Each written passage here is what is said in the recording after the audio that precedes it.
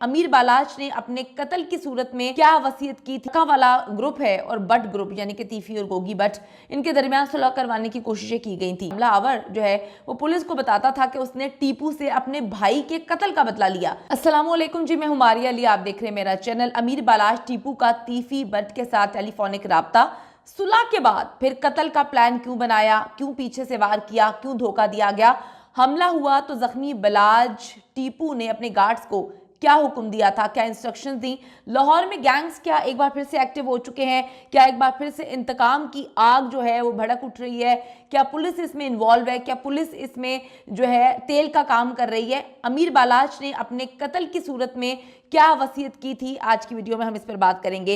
एक अफसोसनाक वाक़या पेश आता है जिसकी जितनी भी मजम्मत की जाए वो कम है। आप खुद देखें कि एक बंदा जो कि मुख्तलिफ जगहों पर इंटरव्यूज़ में एक बात कहा करता है कि दुश्मनी में कुछ नहीं रखा, इंसान अपने घर में भी महफूज नहीं महसूस करता है जब दुश्मनी होती है। टीपू ट्रका वाला के बेटे अमीर बालाच को कत्ल तो कर दिया गया, लेकिन यह बात सच है कि बालाच ने अपने बाप के मुबैना कातिल तीफी बट से जो है वो बातचीत शुरू कर दी थी। जैसे कि मैंने आपको बताया कि बालाच ने अपने सारे दुश्मनों से हाथ मिला लिया था, लेकिन इनके हवाले से ये यही बोला करते थे कि हम अपने बाप के दुश्मनों को माफ़ नहीं करेंगे।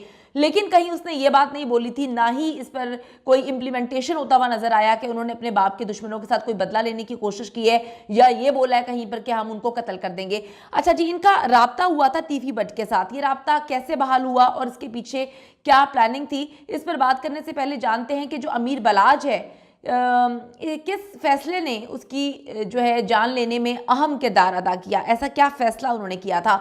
अमीर बालाच जो हैं कुछ अरसे से मीडिया पर भी आ रहे थे और उसने इंटरव्यूज़ भी देना शुरू कर दिए थे।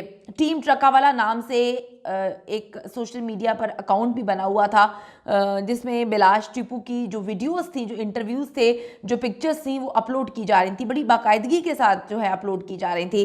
लेकिन बालाच ने अपने गार्ड्स को ये हुक्म दे रखा था कि जब हम किसी पब्लिक प्लेस पे जाएं तो असलहा जो है वो छुपा के रखो, अपने साथ कैरी ना करो, गाड़ी के अंदर रखो। दोस्त की शादी की तकरीब में इसी बात का फ़ायदा किसी अपने ने उठाया जिसको पता था कि बालाच जो है वो पसंद नहीं करता कि गने तान के जो है फंक्शन में जहाँ पे फैमिलीज़ वगैरह हों वो जो है उठा के घूमती रहे। वो आराम से जी करीब गया और पिस्टल इस दरिंदे ने निकाली और फायरिंग शुरू कर दी। गार्ड्स जब तक असलहा जो है निकालते तब तक वो अपना काम कर चुके थे। उधर उसने गोलियां चलाई, इधर जो मौजूद थे उनके दो साथी हमला आवर, उन्होंने जी फायरिंग शुरू कर दी, जिससे जितने लोग वलीमे की तकरीब में मौजूद थे वहाँ पे हलचल मच जाती है, भागना शुरू कर देते हैं और फिर ये आराम से ब्लैक वीगो में बैठते हैं और फरार होने में कामयाब हो जाते हैं। तमाम हमला आवरों के मोबाइल जो है उस वक्त तीफी और गोगी बट से जो है वो राब्ते में थे। लाहौर की अंडरवर्ल्ड पर जो नज़र रखने वाले सहाफ़ी हैं, जो इस पर बहुत अच्छे से काम करते हैं, जो पुलिस ऑफिसर्स हैं, उन्होंने कंफर्म किया है कि 2015 का मामला है। उसके करीब जो ट्रका वाला ग्रुप है और बट ग्रुप यानी कि तीफी और गोगी बट, इनके दरमियान सुलह करवाने की कोशिशें की गई थी। दोनों तरफ से पैगामात के तबादले भी हुए थे, दोनों पार्टी से मुलाकात नहीं की थी, लेकिन गोगी बट में मुलाकात तो उनके साथ नहीं हो सकी, लेकिन उन्होंने टेलीफोन पर रब्ता जो है वो बहाल किया था। ख्वाजा तारीफ यानी कि तीफी बट और जो गोगी बट हैं उस ज़माने में अंदरून लाहौर के अंडरवर्ल्ड के बड़े नाम तस्वुर किए जाते थे। वो खुद को कारोबारी कहते हैं, लेकिन ज़्यादातर उनका ताल्लुक ज़मीनों और जायदादों पर कब्जे और बदमाशी से जोड़ा जाता है। ये दोनों भी अपने डेरों पर जो है इश्तिहारियों और जराइम पेशा अफराद को पनाह देने के लिए मशहूर हैं और फिर इन्हीं अपने कामों के लिए इस्तेमाल भी करते हैं। तीफी और गोगी बट दोनों जो हैं वो फूफीजाद भाई हैं। ये दोनों पुलिस को ज़्यादातर ज़मीनों पर नाजायज़ कब्ज़ों और भत्ताखोरी वगैरह के मुकदमात में मतलूब रहते हैं। ये इश्तिहारी मुजरिमों को पनाह देते हैं, फिर इन्हीं मुजरिमों से अपने काम करवाते हैं। अंडरवर्ल्ड में जो लड़ाइयाँ हैं वो भी इन इश्तिहारियों को लड़ाइयों में इस्तेमाल किया जाता है। जब 1994 में बिला ट्रका वाला को मारने के बाद हनीफ और शफीक ने इनके पास पनाह ली तो वहाँ से टीपू ट्रका वाला की इनसे ख़ानदानी दुश्मनी की बुनियाद पड़ गई। आपको पता है हनीफ और शफीक जो हैं वो ट्रका वाला ग्रुप के जो हैं वो दुश्मन तस्वुर किए जा रहे थे। इन्होंने उनको पनाह दे दी और फिर इनके साथ भी दुश्मनी जो है वो शुरू हो जाती है। टीपू इस मामले में होशियार था, वो खुद सामने नहीं आया, लेकिन उसने इन दोनों यानी कि हनीफ और शफीक को मरवा दिया। इन दोनों गैंग के जो लोग हैं वो पुलिस को एक दूसरे के खिलाफ मुखबरियां अभी भी देते हैं। ये एक तासुर जरूर है कि जी पुलिस मुकाबले में मारे जाने के पीछे टीपू ट्रका वाले का हाथ है, लेकिन इस वाक़े को एक पुलिस मुकाबला करार दिया गया था, तो यही कहा जाएगा कि पुलिस ने इनको मारा, इन लोगों ने नहीं मरवाया, कहीं पर इसके सबूत नहीं मिलते। इसके बाद जी टीपू ट्रका वाला पर कई कातिलाना हमले हुए जिनमें वो बचते रहे। इन हमलों में भी मुख्तलिफ इश्तिहारी और किराए के जो शूटर्स हैं इस्तेमाल होते रहे। ताहम तहकीकात का ताना बाना तीफी और गोगी बट के गैंग से ही मिलता था, हमेशा उनसे मिलता रहा। इन दोनों गैंग्स में एक फ़र्क ये था कि बट गैंग के बड़े नाम जो है वो कत्ल नहीं हुए, जबकि ट्रका वाला के जितने बड़े नाम थे वो कत्ल हो गए, यानी कि दादा भी कत्ल हो गए, वालिद भी कत्ल हो गए और अब जो है बेटा भी कत्ल हो गया।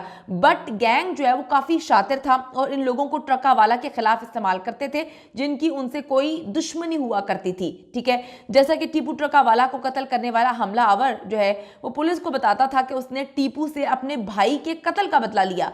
दोनों गैंग्स की दुश्मनी और लड़ाई में बहुत सारी जो है सानवी किरदार भी मुलव्वस है। इनमें हमायूं गुज्जर जो है वो मुलव्वस रहा, भोला सुनियारा, खालिद चिट्टा, मुबीन बट, बेला बट वगैरह, महज ये चंद नाम है जिनको मैं आप बता रही हूँ। इनमें ज़्यादातर तो आपस की लड़ाइयों में मारे गए या फिर पुलिस मुकाबले में ये लोग मारे जाते थे। ट्रकावाला की तीसरी नस्ल यानी कि बालाच टीपू मुख्तलिफ किस्म के इंसान थे।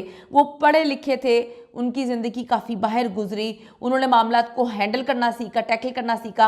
वो पीटीआई उनको पसंद थी, उन्होंने ज्वाइन की। फिर एक इंटरव्यू में उन्होंने कहा कि जो वाक़यात हुए मैं उसकी मज़म्मत करता हूँ। फिर मुझे लगा कि मुझे नून लीग ज्वाइन कर लेनी चाहिए। चंद दिन पहले उन्होंने नून लीग ज्वाइन की थी और उन्होंने कहा था कि नून लीग से दोस्ती तो हमारी बहुत पुरानी थी, लेकिन मुझे इमरान खान के हवाले से वीएन जो है उनका पसंद था, तो अब जो है मुझे नून लीग से भी कोई मसला नहीं है और आगे चल के मैं इनसे शायद इलेक्शन के लिए भी खड़ा हूँ। मुख्तलिफ किस्म का इंसान था, बाहर परवरिश हुई थी, पढ़ा लिखा था। उनके बारे में सुनने में आया है कि वो चाहते थे कि दुश्मनियों का खात्मा किया जाए और जो है जो अब नस्ल है वो दुश्मनियों से पाक हो, मगर दुश्मनियाँ तो इन लोगों को विरासत में मिलती हैं। वो जितना मर्जी पढ़ा लिखा था, जितना मर्जी उसकी पॉजिटिव सोच थी, वो इस दुश्मनी की भेंट चढ़ गया, उसको बेदर्दी से कत्ल कर दिया गया। अमीर बालाज ने एक इंटरव्यू में कहा था कि मेरा बाप कत्ल हो गया है और दुश्मनी का ये ढोल मेरे गले में डाला गया है। अपनी बात जारी रखते हुए अमीर बालाज टीपू ने कहा था कि मेरी मजबूरी है कि मुझे ये ढोल बजाना ही पड़ेगा, मैं क्या करूं, मैं मजबूर हूं। जब हम इस दुश्मनी को ख़त्म करने के बारे में सोचते हैं, इसमें जो है पेशरफ्त इसमें आती है, तो मेरे पास बेपनाह लोग आ जाते हैं कि आप इस तरह से कैसे कर सकते हैं, मेरा भाई मारा था, मेरा बाप को कत्ल किया गया था, मेरी माँ को कत्ल किया गया था। लोग अपनी फैमिलीज को के कत्ल गिनवाना शुरू कर देते हैं, वो कहते हैं हम मजबूर हो जाते हैं। पंजाब में जो कत्ल गारत शुरू हुई है ये बहुत भयानक सूरत इख्तियार कर सकती है। अगर ये सिलसिला ना रुका तो पंजाब भर में गैंग वॉर भी शुरू होने का खदशा है। बहुत ही पीछे से वार करके जो है कत्ल किया गया, यानी कि एक तरफ तो है आप टेलीफोनिक रब्ता करते हैं, जब भी करते हैं, जितने साल पहले भी करते हैं कि जी मामलात को सेटल डाउन करना चाहिए, और फिर आप कत्ल करवा देते हैं, यानी कि आप मौका ही नहीं देते। आप इतनी नफरत और इतनी दुश्मनी थी, आप इतना उसको गिराना चाहते थे कि आपने क्या किया कि आपने ये हुक्म दिया उस शूटर को कि अमीर बालाज किसी सूरत बचना नहीं चाहिए, इतने करीब से गोली मारना कि उसको ऑन द स्पॉट उसकी डेथ हो जाए। उसको पॉइंट ब्लैंक से जो है मारा गया